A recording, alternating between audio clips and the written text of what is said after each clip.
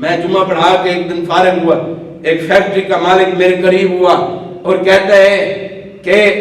قاری صاحب ہم فیکٹریوں کے مالک ہیں اور بڑے بڑے لوگ امیر زادوں کے پاس بیٹھ کے دیکھا ہے، یا ان کو اپنی بیماری ہے یا ان کو اپنے بچوں کی ٹینشن ہے یا اپنے مال کی ٹینشن ہے، رات کو ان کو سکون کی نیند نہیں آتی۔ میں حیران ہوں ان لوگوں کے اوپر کہ جو دین کے دائی بھی ہیں، دعوت بھی دیتے ہیں، پیغام بھی دیتے ہیں، کسی سے ڈرتے بھی نہیں ہیں اور جھکتے بھی نہیں ہیں، اور وہ 15-20 ہزار کی تنخواہ کے اوپر بڑا اچھا بسیرا کر رہے ہوتے ہیں۔ دینی تعلیم کے اندر یہ جذبات موجود ہیں، یہ اساسات موجود ہیں۔ آئیں اس تعلیم کو لازم کریں، اپنے آپ کو اس پہرے کے اندر لے کے آئیں کہ اپنے بچوں کو جس طرح دنیاوی تعلیم بھی حاصل کروانی ہے اس طرح دینی تعلیم بھی حاصل کروانی ہے۔